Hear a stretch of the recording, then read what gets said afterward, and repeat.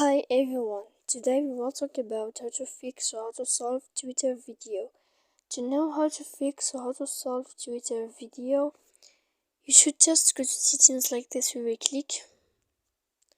After that, in this page you will go to apps, default apps, app settings.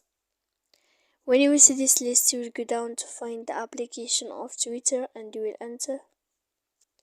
Then in this page you will go to click first stop. When you will end this, you will enter to storage. After that, in this page you will click clear cache. Then you will go to click clear data. And after all that, when you will end all this, you can turn off you can turn off your phone.